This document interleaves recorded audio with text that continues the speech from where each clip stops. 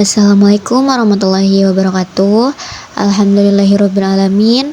Wabihi nasta'in wa ala umuri dunia waddin. Wassalatu wassalamu ala asrafil anbiya'i wal mursalin wa ala alihi wa sahbihi ajma'in amma ba'du. Puji syukur kehadirat Allah Subhanahu wa taala yang telah memberikan nikmat sehat walafiat sehingga kita bisa menghadiri acara webinar pada siang hari ini.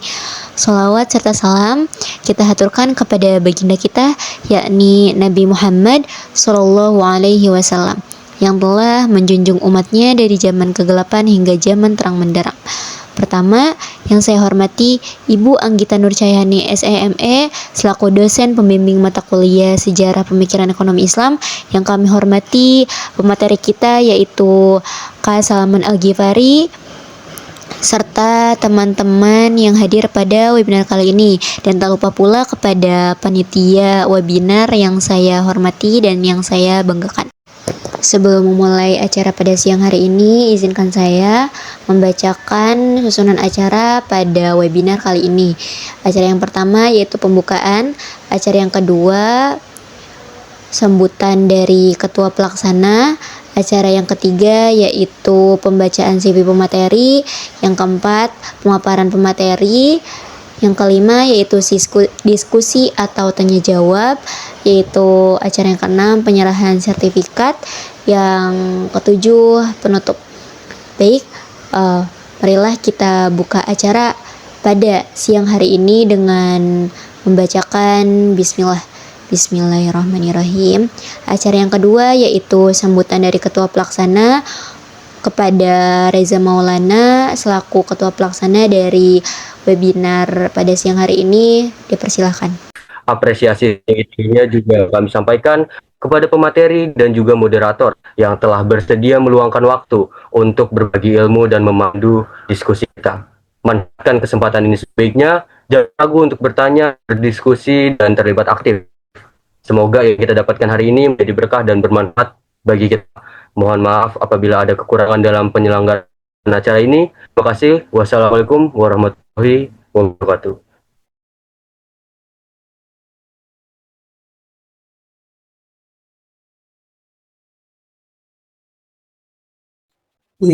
Waalaikumsalam warahmatullahi wabarakatuh. Terima kasih kepada Reza Maulana yang sudah mewakilkan sambutan. Sebelumnya mohon maaf juga tidak ada sambutan dari Ibu Anggita dikarenakan Ibu Anggita ada kendala dan ada acara, jadi tidak bisa hadir di webinar kali ini.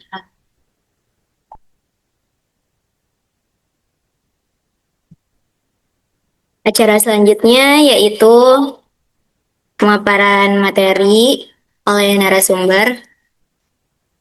Saya akan serahkan ke moderator kita kali ini, yaitu Dian Azahra.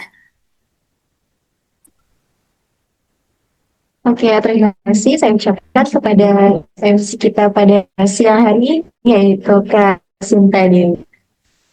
Oke, untuk teman-teman sekalian, assalamualaikum warahmatullahi wabarakatuh. Waalaikumsalam warahmatullahi wabarakatuh. Waalaikumsalam warahmatullahi wabarakatuh. Waalaikumsalam.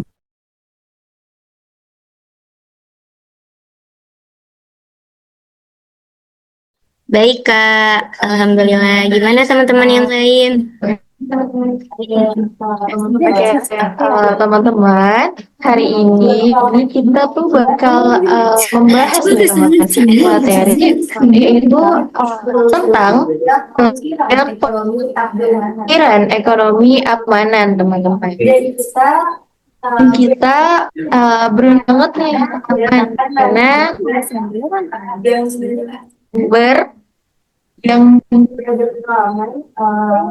berpengalaman di bidang ini, dan pembicara kita kali ini adalah Salman Al-Ghifari. Boleh di-share CV-nya?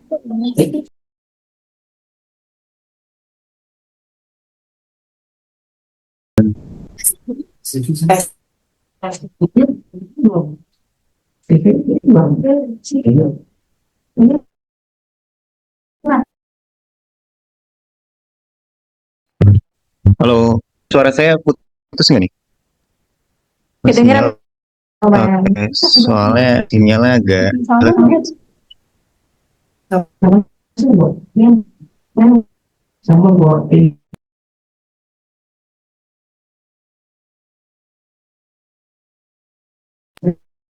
Oke.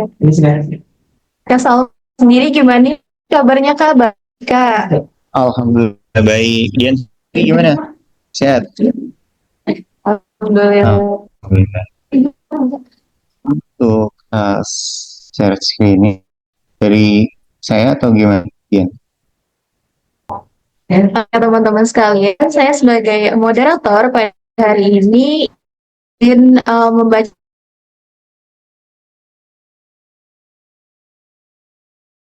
Agifari. Nah, teman, Kak Salman ini mahasiswa aktif nih jurusan Ekonomi Syariah Universitas Sultan Ageng Tirtayasa. Kak Salman ini memiliki ketertarikan kuat teman-teman dalam mengembangkan sistem keuangan berbasis syariah. Kak Salman juga memiliki pengalaman yang cukup luas dalam organisasi ya, terutama di HMJ Ekonomi Syariah, di mana beliau menjabat sebagai Kepala Departemen Media Kreatif dan saat ini memimpin sebagai Kepala Departemen Teman. Selain aktif di organisasi, Kak Salman juga memiliki pengalaman profesional di berbagai lembaga teman-teman. Di antaranya pernah menjalani internship di Bank Muamalat Syariah Indonesia hingga terlibat dalam produksi media di Konser TV. Hasan juga berhasil meraih juara 3 dalam kreatif video competition bagian Halal Muda Challenge oleh Bank Indonesia serta terpilih sebagai penerima beasiswa Bank Indonesia Syariah. Gimana teman-teman, keren banget gak pemateri kita pada hari ini? Keren banget, Kak. Keren banget. Kalau kepada Kak Salman, apakah sudah siap untuk memaparkan materi pada hari ini? Oke, udah siap Kak Dian. Mungkin kita lebih ke sering-sering aja. Nah, bukan Oke, ke Kak Salman.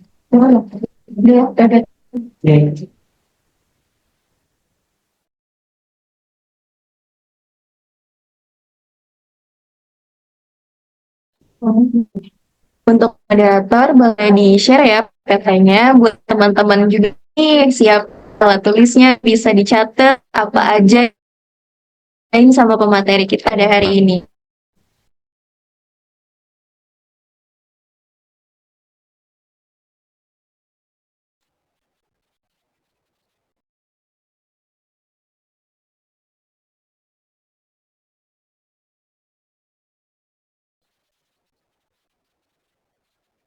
Oke, udah boleh mulai ya. Assalamualaikum warahmatullahi wabarakatuh.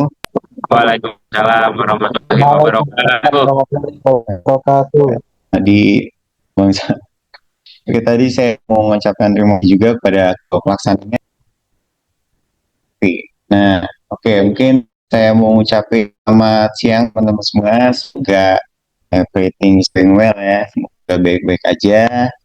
Ya, si hari Minggu ya, mau in hadir di meeting main kali ini.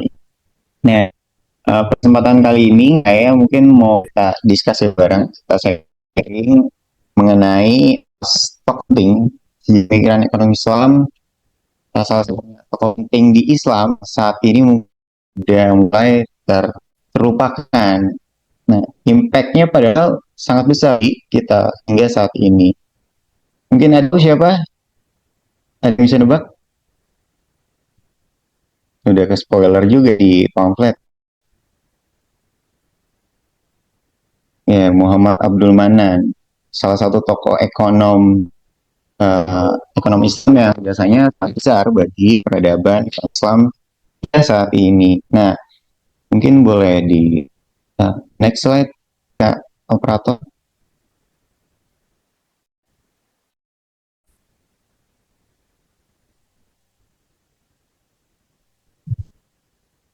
Nah, teman-teman, kalau kita ngomong ekonomi Islam ya, mungkin teman-teman masyarakat seringkali kepikirannya kalau ngomong ekonomi Islam tuh kepikiran cuman riba ya, riba zakat, terus hal haram ini boleh ini nggak boleh ya.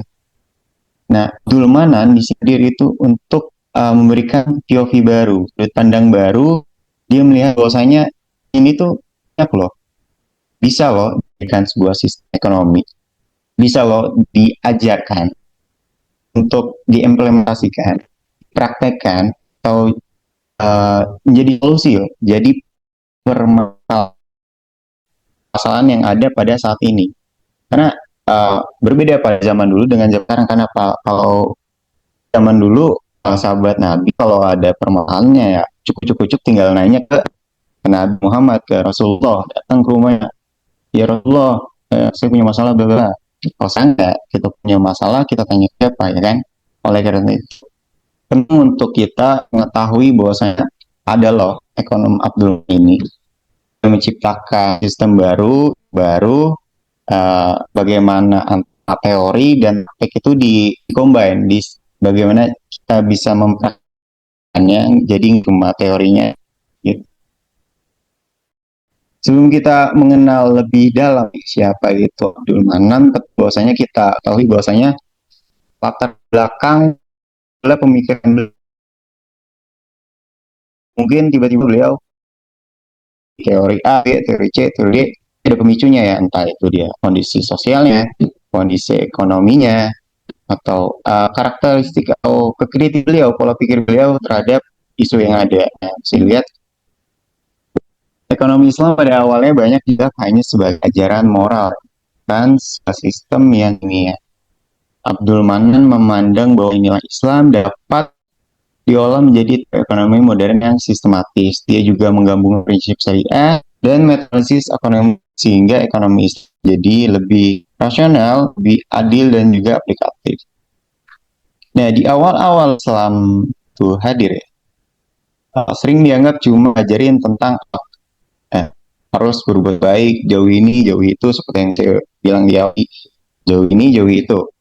Karena berbagai masalah itu belum dilihat sebagai sebuah ilmu ekonomi yang bisa diuji dan juga diimplementasikan atau dipraktekkan. Nah, beliau berpikir kalau Islam ini udah ngatur semua kehidupan ya kali ini, kenapa bagian ekonominya nih kita nggak kembangin lagi? Ya hanya berhenti di teorinya aja, hanya berhenti di textbooknya aja. Kita harus bentuk sebuah sistem. Kalau sistem bisa punya teorinya masing-masing, kenapa Islam nggak bisa ya? Kalau di analogi konvensional ibarat lari, lomba lari, yang menang dapat hadiah, yang lambat yang kalah. Kalau ekonomi syariah, ekonomi Islam, ibaratkan lari maraton, semua baik yang lambat, itu dapat medali. Kalau dianalogikan seperti itu. Nah, next slide. Oke, nah, tentang beliau nih. Nah, Muhammad Abdul Manan ini dengan gelarnya Profesor Dr. Muhammad Abdul Manan. Beliau ini lahir di Bengal, dia yang saat ini udah berubah jadi Bangladesh pada tahun 1993 dan wafat kurang lebih tahun 2021 seingat saya. Nah, beliau ini salah satu ekonom muslim kontemporer yang sangat pengaruh, impact besar. Satu gagasan beliau itu bahkan mendahului berdirinya Islamic Development Bank atau IDB. Mungkin teman-teman pernah belajar di kelasnya masing-masing. Sebelum IDB berdiri tahun 1975 itu, 5 tahun sebelumnya kurang lebih, Abdul Manan sudah ngusulin untuk pembuatan Bank Dunia Islam, Bank Internasional, yang fungsinya apa? Fungsinya untuk memberikan atau menyuplai negara-negara Muslim dengan sistem syariah supaya negara-negara Muslim ini punya lembaga keuangannya masing-masing yang bisa yang bisa memberikan kemaslahatan umat. Jadi nggak cuma ngincer cuaca gitu seperti banyak perusahaan atau perbankan saat ini. Dan ya 5 tahun kemudian akhirnya gagasan beliau ini terrealisasi dengan adanya IDB ini, Islamic Development Bank. sekarang ide ini udah menjadi lembaga keuangan yang udah besar ya. Bisa saat ini sudah membiayai atau tanpa bunga di 50 negara yang di seluruh dunia. Nah, pusatnya itu ide ini berada di Jeddah di Arab Saudi. Mereka juga kantor regionnya udah tersebar di 10 negara, ada di Turki, Malaysia, dan paling terkenal itu di Washington DC dia untuk hubungan antara dengan UM. Nah, IDB ini juga punya impact ternyata kepada keuangan kita di Indonesia atau infrastruktur Indonesia, salah satunya itu dia penyumbang sekian persen pembangunan dari proyek MRT Indonesia, itu salah satunya. Terus ada irigasi di Jawa, dan yang terakhir itu dia juga menyumbang vaksinasi COVID-19 waktu COVID dulu, terus senilai lebih 1 miliar US dollar atau di rupiah itu sekitar kurang lebih 16 triliun. Jadi Abdul Manan ini visioner dia orangnya, melihat ke depan, nggak stuck di cuma 1-2 tahun ke depan mikirnya. Jadi dia udah mikir dari zaman itu, mikirin bagaimana Islam ke depannya, ekonomi Islam perkembangannya gimana. Nah, itu boleh di next ya. Nah, itu tadi sedikit tentang beliau ya, siapa Abdul Manan, mulai dari latar belakangnya, backgroundnya, sampai kiprahnya di dunia ekonomi, khususnya ekonomi syariah atau ekonomi Islam. Dan sekarang kita bahas sebenarnya apa yang Abdul Manan ini punya, gagasan apa sih yang dia punya, sehingga impact yang dia berikan itu bisa sepengaruh itu hingga saat ini, hingga saat ini. Nah, next skip. Nah, instrumen ekonomi atau pandangan Abdul Manan ini, yang pertama itu ekonomi Islam harus dibangun berdasarkan tauhid, keseimbangan, dan juga keadilan. Sistem ekonomi Islam bukan cuma kapitalisme atau sosialis, melainkan juga sistem nilai yang menyatukan nilai etika dan juga ekonomi. Zakat, larang riba bukan sekedar aturan, tapi dari kerangka distribusi kekayaan yang adil. Terus kebijakan ekonomi harus mengarah pada maslahat dan juga maqasid harta, jiwa, akal, keturunan, dan juga agama. Pengembangan ekonomi umat harus dilakukan oleh lembaga syariah yang profesional dan etis. Nah, dari beberapa poin ini bisa simpulkan lagi, bisa kita rekap lagi nih beberapa poin. Disingkat 3 poin. Nah, yang pertama, Islam di sini sebagai fondasi, sebagai dasar. Nah, ekonomi modern ya sebagai alatnya, sebagai indikatornya lah ibarat. Nah, menurut Manan, sistem ekonomi Islam itu nggak bisa dibandingkan atau di-compare langsung sama ekonomi kapitalisme atau sosial, karena Islam ini, di Islam bukan cuma tentang bagi hasil, tentang mudharabah, tentang larangan riba, lebih dari itu, tapi cara pandang cara pandang hidup seseorang yang menyebabkan antara spiritualitas dan juga pandangan kita terhadap ekonomi gitu. Jadi mungkin jika dikatakan sistem ekonomi umum, mikirnya gimana caranya uang putar, caranya mengambil keuntungan sebesar-besarnya. Manan mengajarkan bagaimana cara mengambil keuntungan, di lain sisi bagaimana kemaslahatan sosial juga ikut terpenuhi gitu, agar tidak segelintir orang nikmatinya, jadi seluruh umat muslim, baik itu yang muslim maupun non bisa merasakan impact-nya gitu dari adanya ekonomi syariah ini. Nah, disinilah beliau nyatuin prinsip tauhid, keseimbangan, dan juga keadilan, 3 pilar, 3 prinsip yang menjadi pondasi ekonomi Islam atau ekonomi syariah versi Abdul Manan ini. Yang kedua, zakat di sini seperti yang ditunjukkan, zakat dan anti riba itu bukan cuma sekedar textbook dan sekedar aturan biasa, pasti ada sebabnya, bukan sebab, tapi harus direalisasikan, sebuah strategi yang harus kita laksanakan, kita implementasikan, dan juga kita praktekkan. Nah, di sistem ini zakat dan riba itu cuma perintah yang harus ditaati sesuai dengan Al-Quran. tapi sebuah alat, sebuah jalur penghubung ekonomi buat bagaimana cara keseimbangan sosial umat itu bisa tercipta, bisa terjadi. Nah, contohnya zakat itu paling efektif ketika redistribusi kekayaan dari yang kaya ke yang miskin. Impact yang diberikan juga nyata loh. Mungkin perbedaan antara zakat dengan pajak itu teman-teman nggak ketahui sendiri.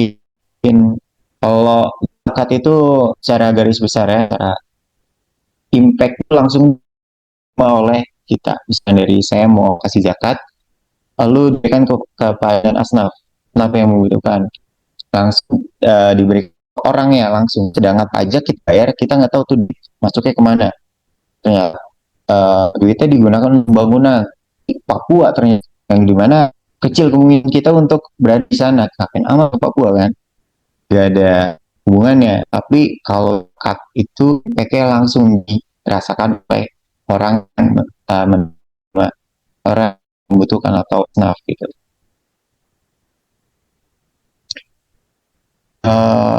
Kalau dikaitkan dengan isu-isu yang ada ya, 1998, isu kerusuhan, terus isu-isu krisis ekonomi tahun 2008 gitu ya, banyak bank kolaps karena sistemnya basis apa, berbasis bunga, basis riba, jadi nggak realistis gitu.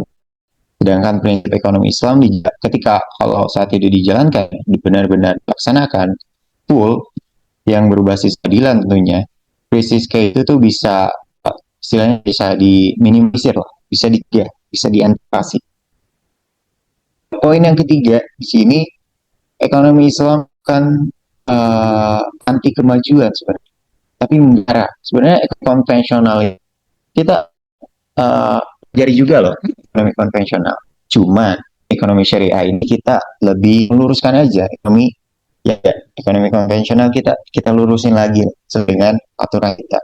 Karena sejatinya ekonomi konvensional ya benar, mereka menjalankan ekonomi. Cuma kita punya aturan sendiri. Jadi kita menggunakan aturan kita untuk berekonomi gitu. Mana pengen ngilangin di sini, Abdul Manan pengen ngilangin anggapan bahwasanya ekonomi Islam kuno, ya, ketinggalan zaman. Justru dibilang sistem ini bisa bersaing saat kita mengerti prinsipnya, saat kita mengerti dasar, kita pasti bisa melebihi jauh dia teori-teori ekonomi konvensional gitu. Nah, aku pengen ekonomi Islam ini jadi sebuah sistem yang bisa diterima manusiawi dan seadil, tapi tetap realistis dan bisa dipakai untuk kebijakan-kebijakan yang apa gitu di pemerintahan. Ya, bayangin aja kalau ekonomi konvensional itu kayak cepat yang nggak punya kompasnya di arah dia. Ekonomi Islam versi mana itu kapal yang punya kompas. Kompasnya apa ya? Nilai Islam tadi, teori-teori tadi, textbook tadi.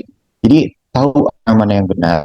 Kadang mana jalan yang salah gitu. Kadang jalannya sedikit lebih hati-hati. Kita harus lebih hati-hati lagi, harus sesuai dengan yang ada di Al-Quran dan gitu. Boleh next operator. Ya, ini kayak karya salah satu ini ada ekonomi dan karya monumental yang membahas fondasi sistem ekonomi Islam, filosofi uang, distribusi zakat, dan juga uang syariah.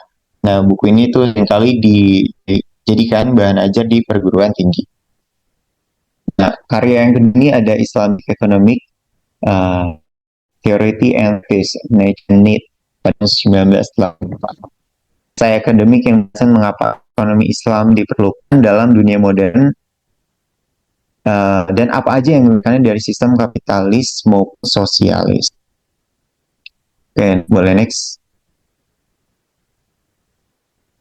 Nah, ini karya beliau yang namanya ada Frontiers of Economic, ada Theory and Economic.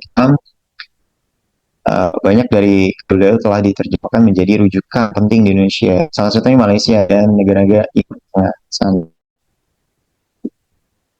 boleh next. Nah, tadi tentang kenyamanan bukan cuma sekedar apa ya, ngomong doang, dia nggak ngomong doang, dia bukti langsung, bukti nyata, tapi juga dengan untuk tadi buku-buku tadi sering mengisi seminar-seminar pembicara ekonom. Disitulah dia bahas tentang di situ dia bahas dasar ekonomi, konsep uang, distribusi kekayaan, dan juga bagaimana keuangan syariah bisa bekerja gitu. Lalu ada juga tadi ada ekonomi nature and needs yang bahas kenapa dan tubuh tuh ekonomi Islam ya, dan frontiers of Islamic economic, di mana dia ngaruh kritik keras ke teori ekonomi konvensional yang katanya tapi dia lupa dengan keadaan sekitar ya. Dia pinter tapi lupa dengan sekitar tetangganya gitu. Kekuatan umatnya tertinggal. Yang kaya makin kaya, yang makin miskin. Dan bener aja kan, sekarang kita hidup di zaman di mana ekonomi itu maju, tapi banyak banget orang stres gitu kan. Stres, hidupnya konsumtif dan hidupnya gak balance antara pemasukan dan juga pengeluaran. Si Manan Abdul Manan ini udah bilang dari dulu, ekonomi itu harusnya ngarahin manusia ke kebahagiaan, bukan malah jadi stres gitu, bukan cuma grafik gitu. Nah, kontribusi atau dampak dan relevansinya di sini, dampak pemikiran Manan ini besar banget. Banyak universitas di dunia ini mulai membuka jurusan-jurusan ekonomi Islam, ekonomi syariah. Salah satunya di kampus kita tercinta ya, Universitas Sultan Ageng saya yang sangat bagus ini. Semoga nanti ini bisa masuk top 10 ya. Ya, banyak juga lembaga keuangan syariah terbentuk, bahkan kebijakan publik di beberapa negara juga yang mengadopsi nilai-nilai yang berperjuangkan gitu. Dan yang paling relevan buat kita sekarang adalah semangat beliau untuk menyatakan antara teori tapi dan juga praktek, menyatukannya dan juga cara logika kita berpikir gitu. Nah, dalam ekonomi modern yang bisa dibilang dingin dan juga realistik, konstruktif. Nah, Mana ngajarin kita bahwa ada ruang loh nilai-nilai kemanusiaan di dalamnya tanpa harus galin segi profesionalisme dalam dunia kerja. Sekarang juga banyak contohnya startup, syariah, fintech, zakat atau crowdfunding berbasis wakaf gitu kan, juga banyak. Itu semua bisa dibilang hasil dari ide beliau, besar persentasenya. Kayak Mana yang ngajak kita buat bangun ekonomi kreatif dan aplikasi nggak cuma tapi juga bisa diimplementasikan gitu. Mungkin bisa next slide Kak. Nah, seperti yang saya bilang tadi, relevansi pemikiran ekonomi Muhammad Abdul Manan dalam ekonomi modern sebuah gagasan yang relevan karena menawarkan cara yang menyatukan etika Islam, analisis ekonomi modern, mengatasi masalah kontemporer seperti pengangguran dan ketimpangan. Pendekatan yang aplikatif menggunakan adaptasi kebijakan publik yang bertumpu pada kesejahteraan bersama. Oleh itu pemikirannya menjadi rujukan bagi pembuat kebijakan dan institusi keuangan syariah mencari alternatif praktek. Relevansi terletak pada kombinasi nilai dan teknis implementasinya. Mungkin boleh tip. Nah, ini impact dampaknya tadi. Seperti saya udah bilang, pikiran Abdul Mu'min di sini memberikan pengaruh besar terhadap perkembangan ekonomi Islam, di antara tadi menjadi landasan akademik bagi universitas ataupun instansi akademik lainnya bagi pengembangan ekonomi Islam atau syariah yang modern gitu. Terus yang kedua juga mendorong berdirinya lembaga pendidikan juga penelitian ekonomi Islam. Yang ketiga ini menginspirasi munculnya kebijakan ekonomi berbasis nilai keadilan dan juga kesejahteraan. Boleh naik? Oke, udah habis ternyata. Mungkin dari teman-teman ada yang mau bertanya, boleh MC atau gimana? Kita buka sesi pertanyaan. Kami ucapkan banyak-banyak terima kasih kepada Kak Salman sebagai materi yang telah menyampaikan nih dari jelas dan mudah dipahami ya. Nah, pemaparan ini yang disampaikan oleh Kak Salma kan hanya menambah wawasan kita teman-teman, tapi juga memberikan nih sudut pandang yang baru yang sangat relevan dengan kondisi kita sebagai mahasiswa. Nah, teman-teman sekalian, eh, jika ada yang masih ingin ditanyakan atau masih ada yang belum jelas, kami membuka sesi tanya jawab. Mungkin sesi pertama akan ada 3 penanya. Jika ingin bertanya, dipersilahkan untuk mengangkat tangan.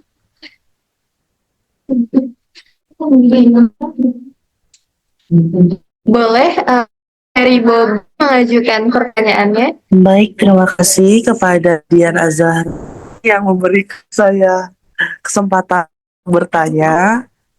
Sebelumnya, perkenalkan, nama saya Heri Bobin dengan NIM 555424018. Izin bertanya kepada Kak Salman. Tadi, eh, kan pemikiran Abdul Manan dianggap bikin ekonomi Islam jadi lebih rasional. Menurut Kak Salman, rasionalitas dalam konteks Islam itu kayak gimana sih? Sama dengan rasionalitas versi ekonomi konvensional. Apakah sudah jelas?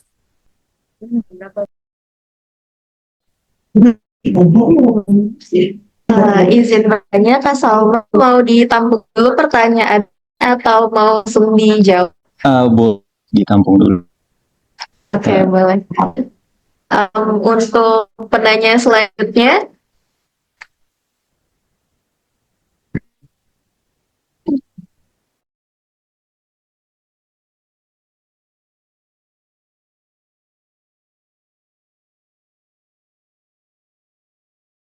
Ini tanya juga nggak seputar topik yang kita bahas.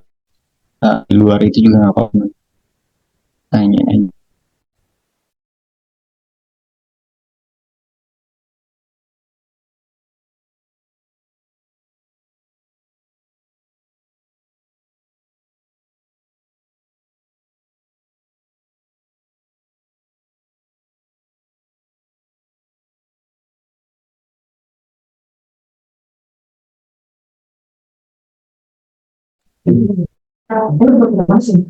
Kak Salman mungkin sambil menunggu peserta yang lain, saya boleh mengajukan satu pertanyaan untuk Kak Salman.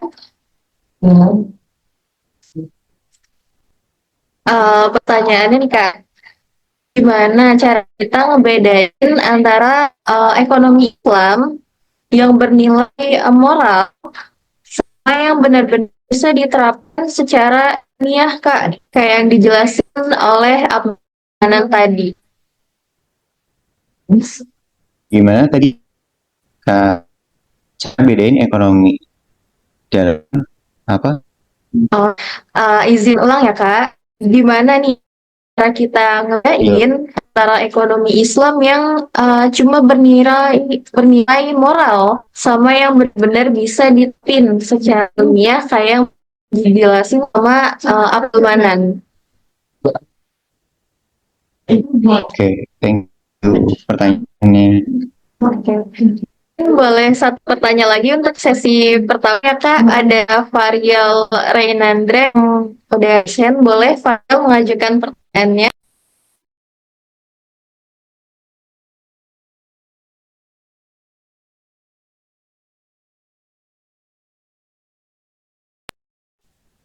Izin bertanya buat Kak Salman. Menurut Kak Salman sendiri nih, apabila Abdul Manan masih hidup di yang sekarang, kira-kira apa yang bakal dia kritik dari sistem ekonomi Islam yang berjalan saat ini di ya, eh, mungkin itu sih. Terima kasih.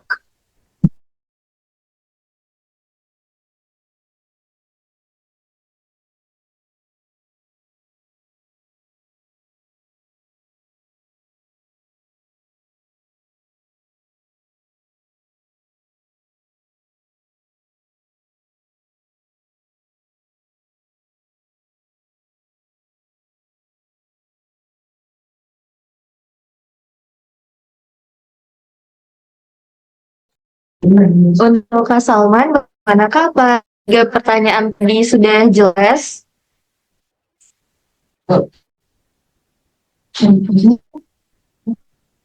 Gimana? Sorry, Jen? Apa tiga pertanyaan tadi sudah jelas? Oke. Tadi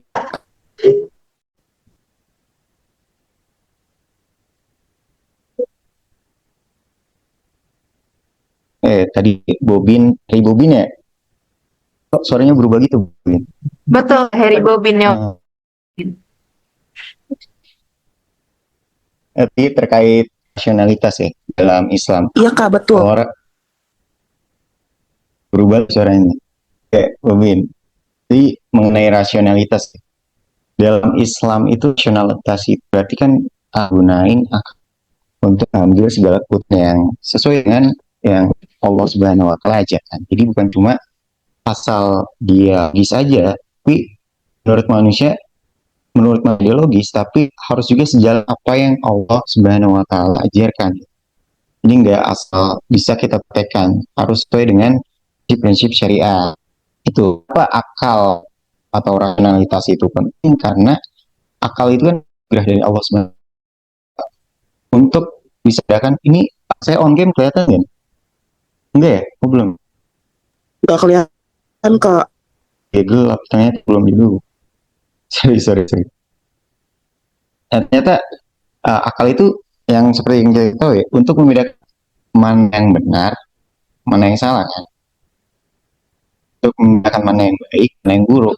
Dan banyak perintah dalam Al-Quran untuk berpikir, untuk mengamati, dan untuk belajar. Jadi Islam tidak hanya mengikuti feeling aja, gitu, tapi perkembangannya logis dan juga aturan Islam yang ada. Tuh. Nah, tadi juga pertanyaan, gimana, Bobi? Jawab gak? Sudah sangat menjawab Kak. Oke. Coba, tadi saya jawab apa ya, Bine? Coba jelasin. Yang kamu tangkap apa?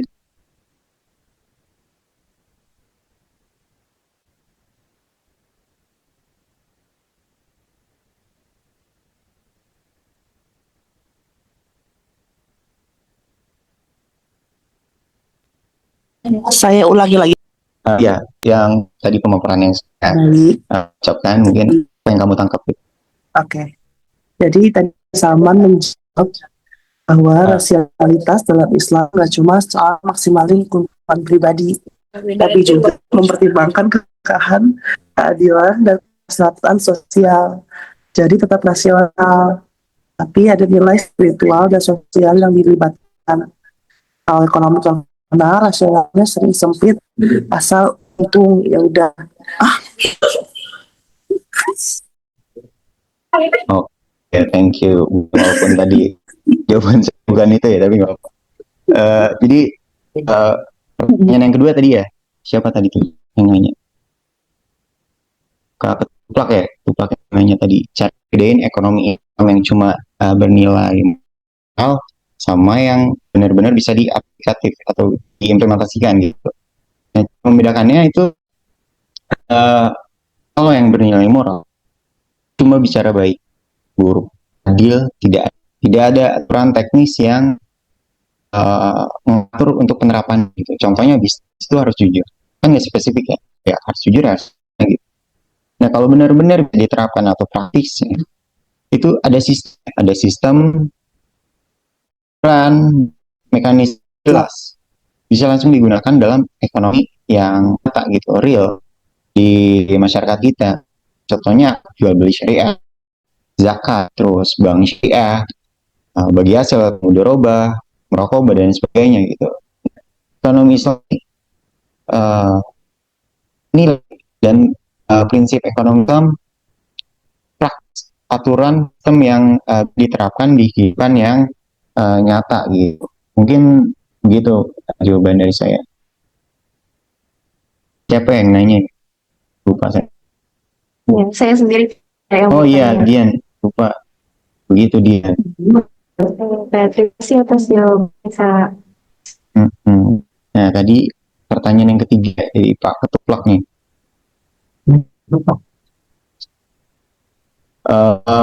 Tadi pertanyaannya, apabila Abdul Manan masih hidup ya, dia kira-kira bakal ngapain di apalagi melihat sistem ekonomi yang ada. Mungkin yang pertama dia lakukan tentunya dia sangat melarang riba tentunya. Di Islam sangat dilarang riba. Saat ini dominasi riba itu sangat sangat apa ya, sangat udah merajai lah, intinya di mana riba gitu. Masyarakat juga biasa aja melihat hal itu. Padahal dosa dari riba sendiri di Quran itu dosanya lebih, tingkatannya lebih lebih tinggi dibandingkan nyetubuhi ibu sendiri. Kan bisa dibayangin ya, sebegitu dosanya dosa juga. Selama ini kita anggap sepele ya, hanya melebihkan 1.000 2.000, ternyata dosanya sebesar itu. Yang pertama, dominasi riba di dunia yang masih menjadi sistem dasar dari sistem keuangan yang ada di seluruh dunia, salah satu Indonesia di dua. Dia dari segi kesenjangan ekonomi yang makin besar, dan antara kaya dan miskin dia akan konstan ada hal tersebut. Lalu sistem ekonomi hanya mengejar profit, abaikan nilai moral juga, kemaslahatan umat atau keadilan. Terus eksplorasi dan keadilan dalam bisnis. Terus alam juga, monopoli atau praktek curang dan lainnya gitu. Terus kurangnya penekanan bagi hasil atau ujro atau mudharabah atau akad lainnya, dan distribusi kekayaan yang optimal gitu ala ekonomi Islam. Terus juga sistem yang kurang peduli antar kesejahteraan sosial dan juga keberkahan sosial yang ada. Jadi intinya sistem ekonomi itu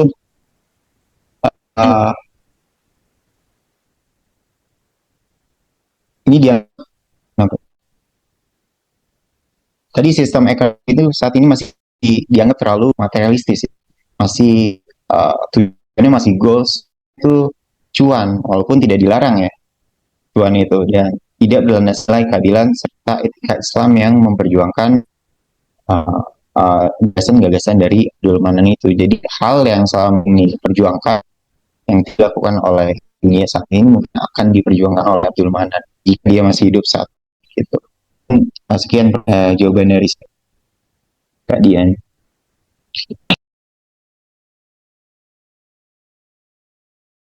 Terima kasih Kak Salman atas jawabannya. Viral. Oke, saya ucapkan banyak-banyak terima kasih kepada para penanya dan tentunya pada pemateri Kak Salman yang telah menjawab pertanyaan-pertanyaan tadi. Bisa bertanya Kak Salman, apakah sesi tanya jawabnya dicukupkan sampai sesi 1 atau ada kesempatan lagi nih Salman untuk para peserta mengajukan pertanyaan? Kalau ada yang mau nanya boleh dipersilakan. Di luar topik juga apa-apa. Baik, yang ingin bertanya boleh send ya teman-teman.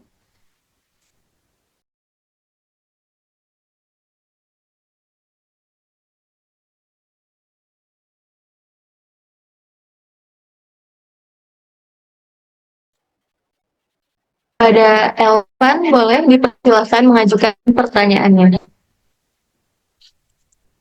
Halo, sebelumnya perkenalkan nama saya Alvaris.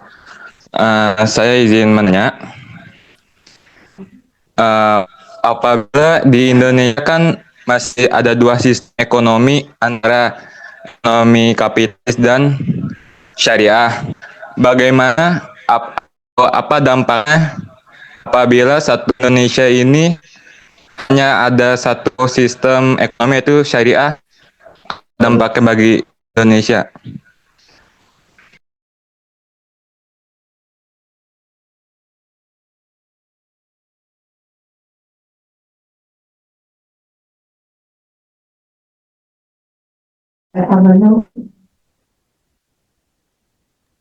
Oke, mungkin langsung dijawab dulu atau gimana tadi ya?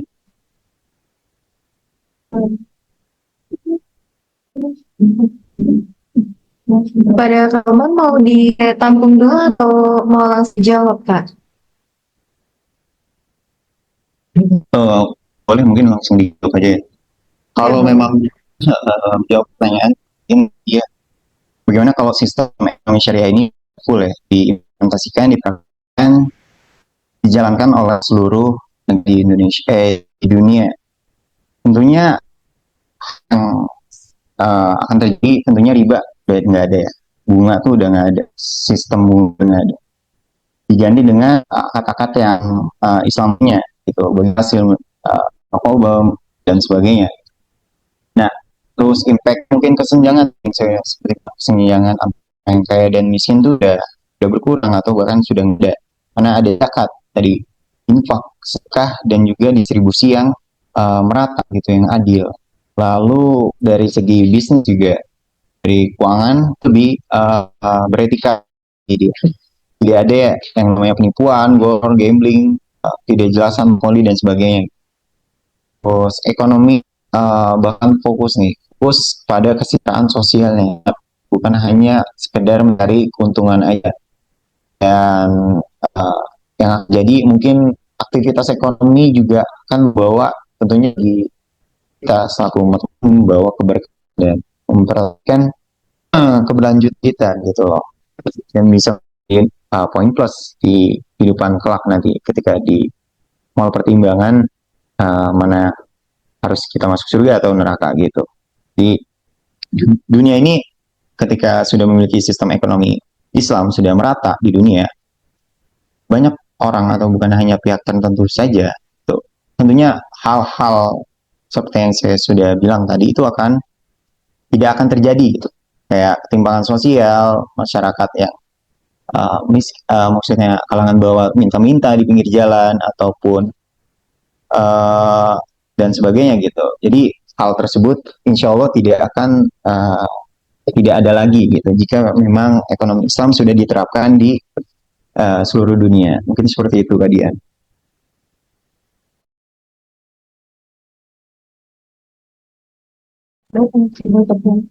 Oke, baik. Apakah sudah terjawab untuk Elvan? Alhamdulillah sudah terjawab.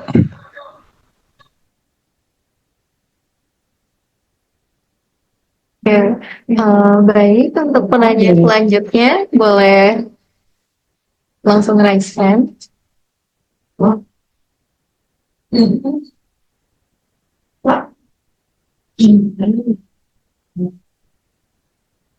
Ada Nasma, boleh mengajukan pertanyaannya?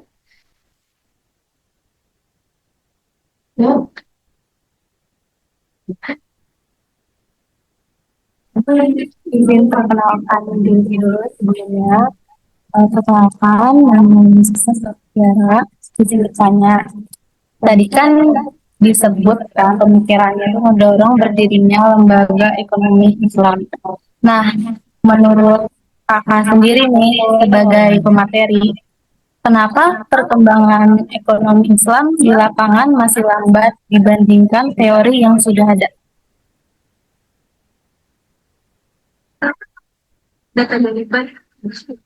Apakah sudah Oke, sudah jelas. Terima kasih Nazma ya atas pertanyaannya. Ini mungkin langsung saya jawab aja ya. Kenapa saat ini perkembangan ekonomi Islam itu masih stagnan ya, atau bahkan menurun.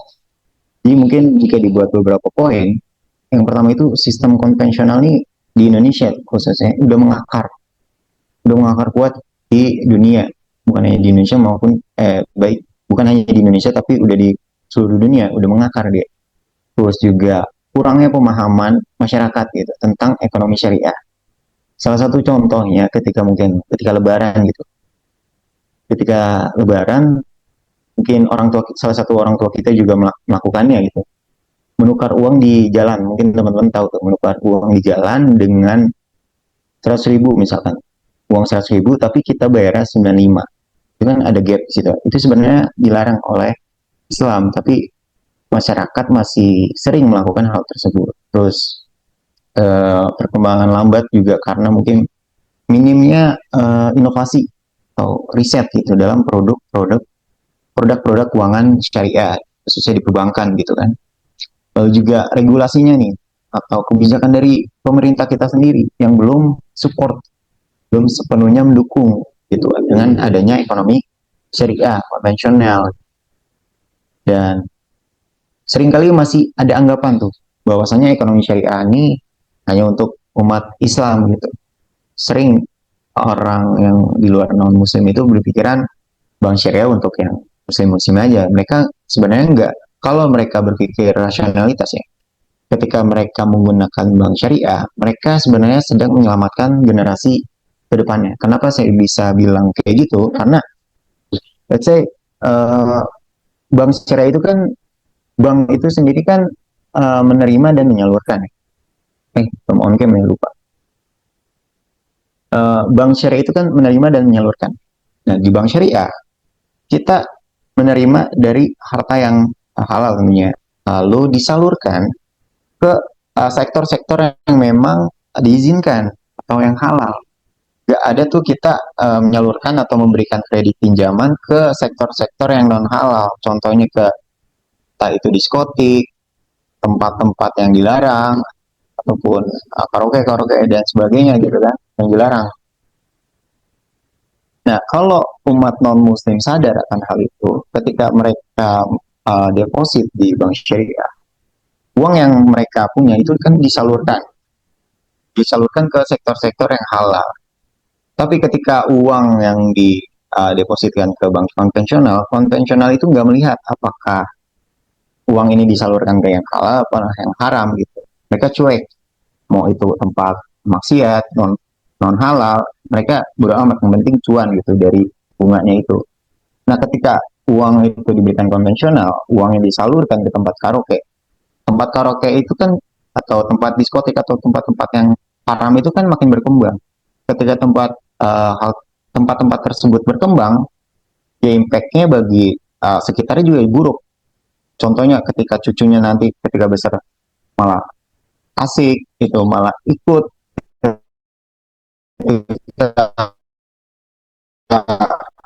kantor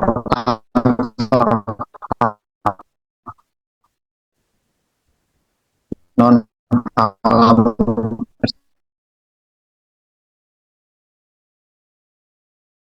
tersebut.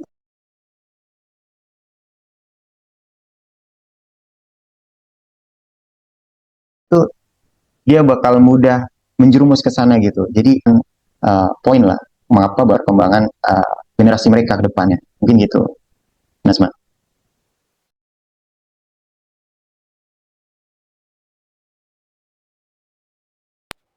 Oke, Kak, terima kasih.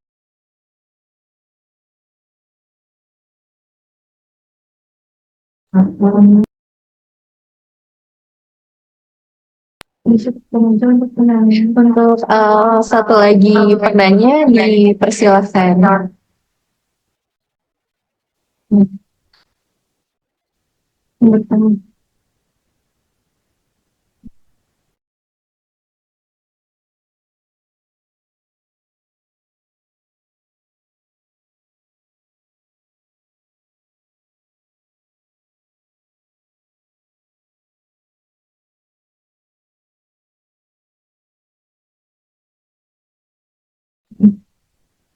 Oke, ada satu lagi penanya ya, terakhir ya teman-teman, dari Sinta Dewi, dipersilakan.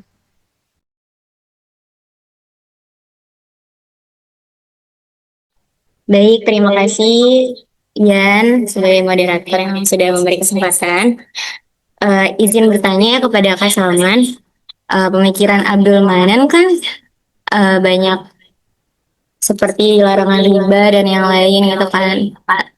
Nah, gimana nih untuk Gen Z sekarang udah banyak yang kayak ngelakuin apa kayak pinjol gitu, terus eh, pakai bank yang ada ribanya gitu. Nah, pandangan kakak tuh kayak harusnya gimana gitu supaya terkait dengan pemikiran Abdul Manan ini. Nah, cukup apakah jelas, Kak?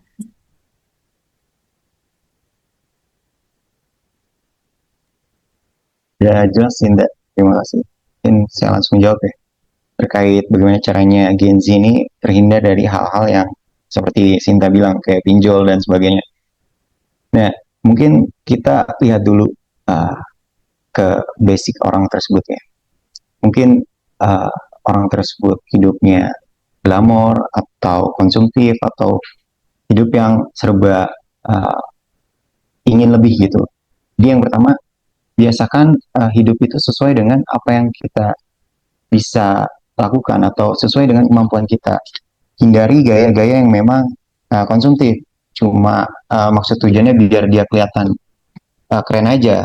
Tapi hasil utang itu kan sama aja bohong ya. Dia tampil keren tapi hasil kerennya itu hasil utang. Nah, yang kedua mungkin yang bisa dilakukan adalah gunakan layanan keuangan syariah. Jadi mulai sekarang Gen Z ini bisa beralih dari konven ke syariah seperti BSI atau e-wallet syariah atau pembiayaan syariah, mulai dari hal-hal kecil dulu gitu. Menyimpan di bank syariah itu merupakan langkah awal, bisa dibilang langkah awal atau langkah kecil gitu. Terus dana darurat dan juga nabung rutin. Gen Z mulai dari sekarang nih bisa belajar bagaimana cara mengelola dana keuangan, harus melek finansial dari sekarang. Jadi ketika menghadapi suatu hal yang tidak diinginkan, tidak panik gitu, tidak terjebak kepinjol saat butuh uang mendadak. Itu fungsinya dari uang dana darurat ataupun hasil dari nabung rutin yang kita lakukan. Terus yang kedua, Gen Z ini seringkali FOMO gitu ya, fear of missing out, suka ikut-ikutan, entah itu positif atau negatif, diikutin aja nih kan. Contohnya dalam belanja, sini belanja atau investasi, dia invest ke sektor yang memang dia nggak tahu itu sektor apa. Orang-orang bilang ke situ, dia ngikut ke situ. Orang bilang B, dia ikut B. Di promo, tren, dan lifestyle yang ada itu sering kali diikutin tanpa tahu sebab atau tanpa tahu dasarnya seperti apa. Yang bisa menjadi sebuah jebakan, itu jebakan riba. Nah, terus Gen Z juga bisa melakukan cari alternatif nih, alternatif halal saat butuh modal. Contohnya selama ini mungkin kita butuh modal pinjam ke bank konvensional, kita bisa beralih ke cara bagi hasil, crowdfunding, koperasi syariah, atau patungan bisnis dengan teman. Lalu yang terakhir mungkin Gen Z ini udah harus bisa melek literasi seperti yang saya sudah bilang.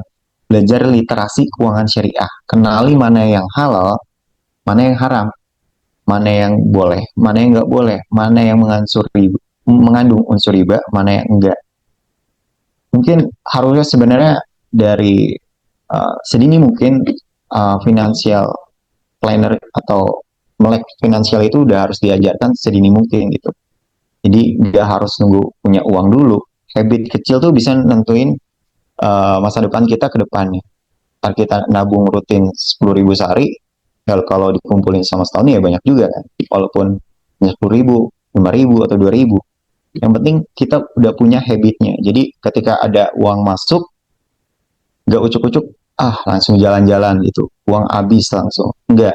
Usahakan dialokasikan, let's say misalkan teman-teman punya uang jajan per bulan 1 juta dikasih orang tua untuk biaya hidup 1 juta 2 juta, alokasikan sekian persennya untuk dana tabungan, itu dana tabungan, terus sekian persennya digunakan untuk misalkan teman-teman udah finansial stable atau income-nya tetap tuh 2 juta terus, nah alokasikan bisa di instrumen-instrumen investasi yang ada. Mulailah dari instrumen yang risk-nya itu kecil, contoh reksadana atau yang lainnya, teman-teman bisa explore sendiri gitu. Terus sekian persennya teman-teman bisa gunakan untuk hal-hal yang produktif, hal-hal yang bisa berguna untuk masa depan teman-teman. Contohnya beli buku, itu salah satu investasi kepada diri kita sendiri. Selain tadi investasi kepada keuangan kita, investasi juga pada diri sendiri, beli buku atau ikuti seminar-seminar yang impact-nya positif pada diri kita gitu. Jadi Gen Z ini kalau bisa udah harus melek finansial sejak sedini mungkin. Perbanyak tontonan-tontonan yang memang di dalamnya berisikan literasi finansial. Jadi nggak cuma tontonan-tontonan yang cepat, yang sedetik lewat, 5 detik lewat gitu kayak TikTok. Kalau bisa di TikTok juga tontonannya yang positif gitu, yang bisa kasih impact yang positif bagi diri kita gitu. Jadi intinya kelola keuangan yang bijak dengan pilih sistem yang syariah gitu. Dengan begitu insya Allah kita aman dari riba dan juga insya Allah kita bisa masuk ke surganya Allah Subhanahu Wa Taala. Mungkin gitu, Cinta.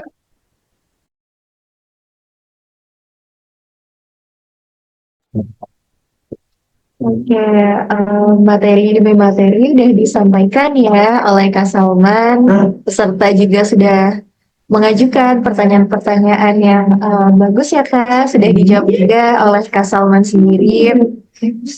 Nah, sampai ke sesi terakhir ya Kak, mungkin izinkan Dian sebagai moderator untuk menyimpulkan nih yang telah tadi dipaparkan oleh Kak Salman sendiri.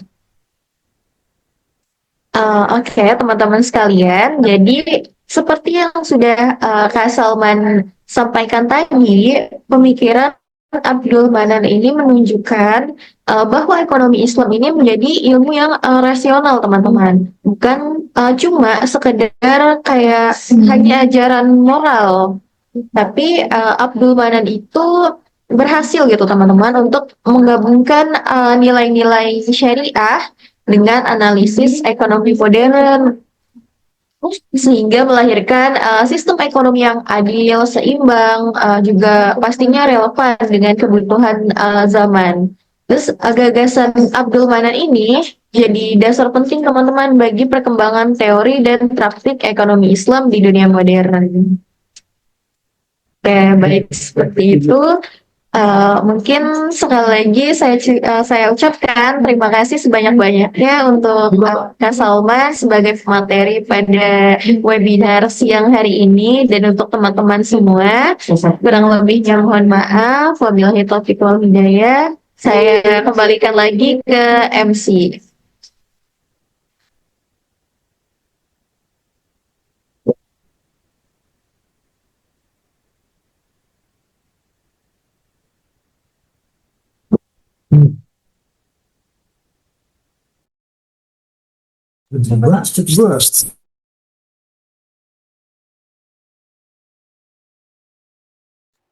Baik, terima kasih kepada Ian dan Kak Salman yang sudah memaparkan materi tentang Abdul Manan ya.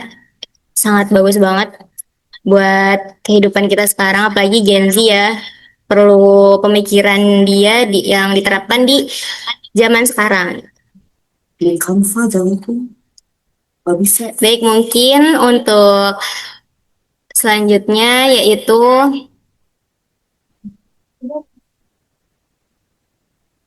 pembacaan doa ya yang akan dibacakan oleh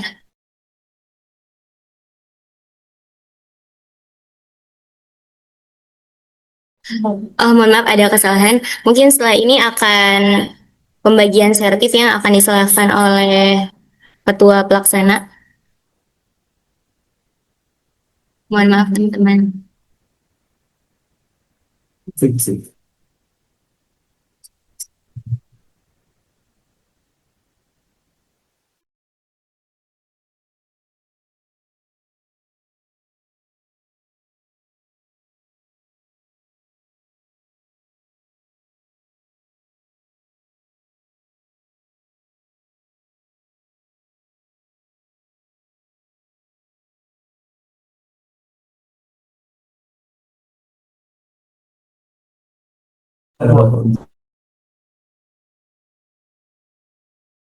Mungkin untuk ketua pelaksana akan diwakilkan oleh saya aja kali ya Kak.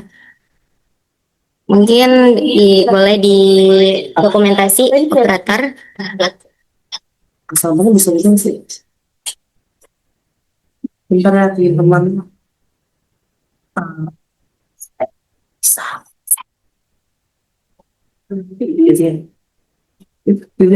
Satu, dua, ini nggak bisa. Udah, nggak bisa. Dah, tapi yang sini nggak bisa. Satu, dua, tiga. Bisa.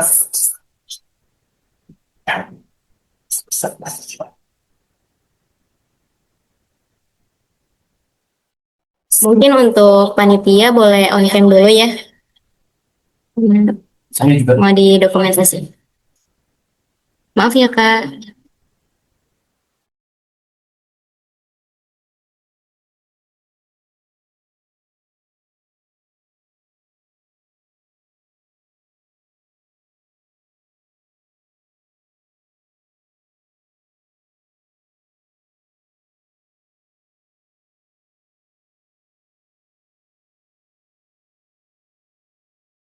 Mau baca. Oke, baik. 1, 2, 3. Buka mungkin. Ulang Kak. Diulang Kak. 1, 1, 2, 3.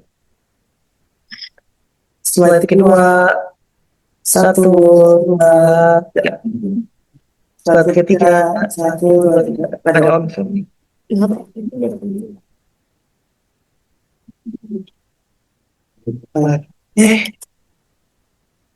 Dah.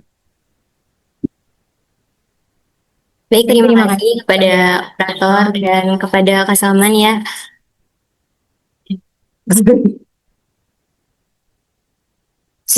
Mungkin acara selanjutnya yaitu penutup. Marilah kita tutup acara webinar ini dengan mengucapkan Alhamdulillah. Alhamdulillahirabbil alamin. Semoga materi yang disampaikan oleh Kak Salman bermanfaat bagi kita semua. Dan jangan lupa yang hadir menerapkan ilmu yang telah Kak Salman manfaatkan ke kita ya. Jadi jangan sia-siakan. Mungkin ada sesi dokumentasi lagi ya teman-teman, karena tadi bareng sertifikat. Jadi sekarang khusus peserta. Mungkin untuk pesertanya boleh on cam dulu ya teman-teman. Untuk dokumentasi. Peserta on cam ya teman-teman. Bagus.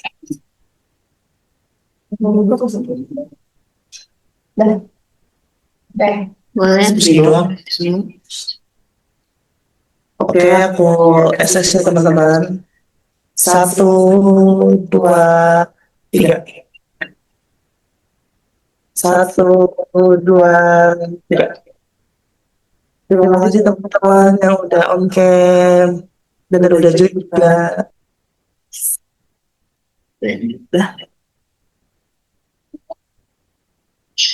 Baik teman-teman, terima kasih. Terima kasih juga kepada Kak Salman yang udah menyempatkan waktunya buat hadir di webinar ini. Mungkin untuk teman-teman boleh